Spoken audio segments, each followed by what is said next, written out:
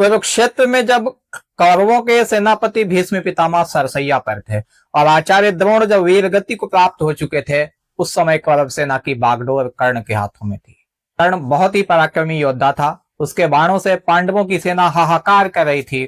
उसी समय एक एक कर युधिष्ठिर, भीम, नकुल और सहदेव को घेर कर कर्ण ने उन पर प्रहार किया, परंतु फिर उनको माता कुंती को दिए हुए वचन के कारण जीवन दान दे दिया। इस बात से चिंतित होकर जब उनके सारथी शल्य ने कर्ण से प्रश्न किया और कर्ण ने उनको क्या उत्तर दिया, इसका उल्लेख रामधारी सिंह दिनकर जी ने रश्मिरथी के सप्तम सर्ग में अति सुंदर ढंग से किया है। सुनिए।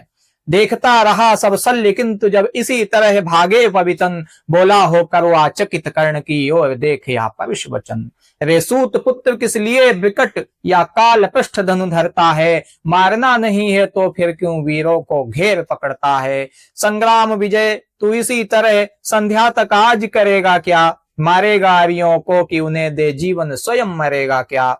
रण का विचित्र या खेल मुझे तो समझ नहीं कुछ पड़ता है, कायर अवश्य कर याद पार्थ की तू मन ही मन डरता है। हंसकर बोला राधेय शल्य, पार्थ की भीति उसको होगी, क्षयमान क्षणिक भंगुर शरीर पर मृषा प्रीति जिसको होगी। इस 4 दिनों के जीवन को मैं तो कुछ नहीं समझता हूं, करता हूं वही सदा जिसको भीतर से सही समझता हूं। पर ग्रास छीन अतिशय बुभुक्ष, अपने इन बाणों के मुख से होकर प्रसन्न हंस देता हूं, चंचल किस अंतर के सुख से।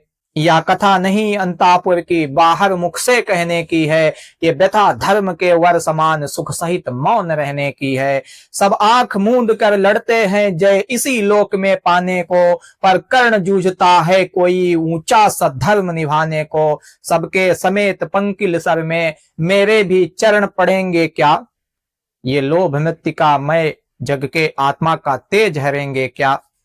ये देह टूटने वाली है, इस मिट्टी का कब तक प्रमाण, मृत्तिका छोड़ ऊपर नभ में भी तो ले जाना है विमान।